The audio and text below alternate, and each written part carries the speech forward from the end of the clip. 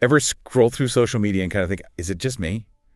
Am I the only one who doesn't have it all figured out? Yeah. It's like everyone else has the perfect relationship, the house, the career, the life. A perfectly curated life, Exactly. And today, we're ditching those filters, getting real. We're doing a deep dive on something nobody really talks about but impacts so many. Yeah. Life after divorce. Yeah, it's not exactly Instagram worthy, is it? But it's a huge reality. Totally. And our source material today, it's pretty raw. It's a podcast script called My Life After Divorce Sucks. And the title honestly kind of says it all. It's straight to the point. Right. So to anyone listening, if this hits close to home, whether personally or you know someone going through it, you're not alone. At all. Think of this as a space to, unpack that experience, understand it better. Okay. So the script starts with this powerful description of silence, like the kind that's deafening after a divorce. Yeah. Empty house, empty side of the bed, just this heavy emptiness. Have you ever felt that, even if it's not about divorce, where silence just takes over? It's almost primal, isn't it? We crave connection as humans. It's literally wired into us, this thing called our social baseline. Social baseline. Yeah, like your brain just expects social contact, support. When that gets disrupted, like with divorce, whoa, it's disorienting. Your whole world shifts. And it's not just emotional, right? The script then goes into all these practical challenges.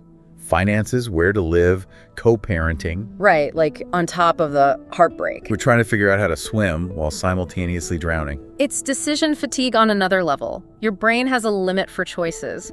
And when you're emotionally drained, even what's for dinner is too much.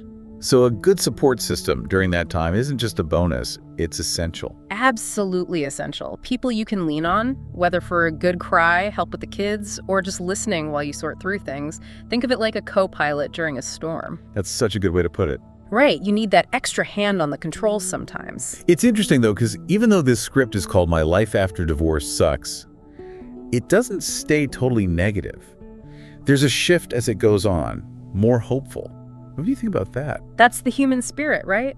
Yeah. So resilient. Like you get a cut, it hurts like hell, but your body knows how to heal. We're designed to bounce back. In a way, yeah. And just like our bodies heal, our brains can too. Neuroplasticity, they call it, our brains rewire after big life changes. So even if it feels like your whole world is shattered, there's hope for healing, maybe even growth. Absolutely. Now, it's not instant magic. It takes time, effort. But your brain is incredibly adaptable, like a muscle getting stronger. Every time you challenge those negative thoughts, practice self-care, you're literally rewiring for resilience. Okay, so rewiring those neural pathways. Exactly. So it's like, imagine your favorite hiking trail, right? And a storm comes through, wipes out part of it. Okay, I'm with you. You're going to have to put in work, maybe some tears to clear a new path, but eventually You come out stronger, yeah. you create something even more resilient than before because you've had to adapt. I love that analogy. And it makes me think, even in that destruction, there's potential, Yeah, Like you said, our brains are wired for this. we are.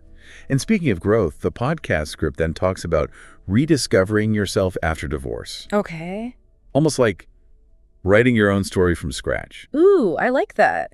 Because it's not just starting over, right? It's taking all those experiences, the good, the bad, Yeah. and weaving them into who you're becoming. So it's almost like, have you ever seen those Japanese bowls, the ones repaired with gold? Oh, yeah, kintsugi, right. The cracks become part of the beauty. Beautiful analogy. So true. How do you do that, though? Go from shattered to finding that gold? It's not about rushing it. You move through the stages, right? Denial, anger, sadness, and eventually acceptance. Acceptance. Which doesn't mean forgetting the pain. It means acknowledging it, learning, letting it shape you positively. Less erasing the past, more like reframing it.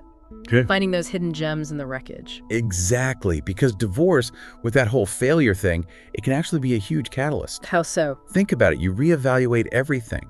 Values, priorities, what really matters.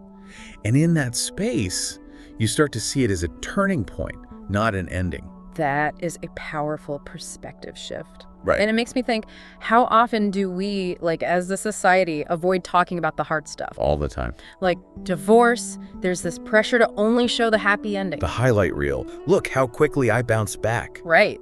But the reality is, Healing takes time. It's messy, it's not linear, and we need to be okay with that. Like we're all afraid to say, hey, the highlight reel, that's all it is, highlights, not the whole story. Right, and that silence, that avoidance, it makes things so lonely for those actually in it. Exactly. The pressure to be fine, to have bounced back instantly. When in reality, healing has its own timeline. It's okay to not be okay.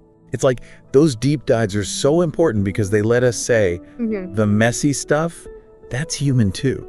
It is human, and when we try to pretend it doesn't exist, we miss out. Miss out on what? The learning, the growth that comes from those hard parts. Like sometimes you gotta break down the old to build something better, stronger. I like that. It's in those moments, the questioning, reevaluating, that's where you find your strength. And that's kind of what this whole podcast script feels like, right? Yeah. Like, yeah, on the surface, it's my life after divorce sucks. Right. But there's this whole other side. Resilience, rediscovering yourself, even like radical self-acceptance after. Yeah, absolutely. It's realizing your story isn't over because one chapter ended. There can be plot twists, redemption, a whole new story even better than the last. It's like in those movies, right? Where the character goes through hell and back. Oh, yeah. It hurts to watch, but they come out stronger, wiser on the other side. Exactly. And yeah, real life isn't always a movie, but you have the pen now. You decide how the next chapter goes. So to wrap this all up, what have we learned from diving into, let's be honest, a pretty raw look at life after divorce? Okay, let's recap. First off, it's hard. No way around it. Those early months, years even, can be lonely, full of challenges, emotionally, practically. Big time. But it's not the ending. Remember that resilience we talked about? With time, support, and being open to rediscovering who you are now. There's hope, right? Tons of hope. Healing, growth. You might even surprise yourself with how much you transform. And a lot of what we talked about, it's not just divorce, is it? It's any big life change. That feeling of being lost, having to start over, we've all been there. Oh, 100%. Makes you think, what's one little thing you can do this week, whether you're in a life upheaval or not, just to take care of yourself? What would that even look like? Prioritizing your own well-being for a change. Maybe it's finally building that support system, or even just admitting to yourself, this is hard and that's okay. That is a powerful question to sit with. And hey, if any of this resonated, even a little, do us a favor, share this with someone. You never know who's struggling silently, feeling alone. It's true, you just never know. Sometimes just hearing you're not alone can make all the difference.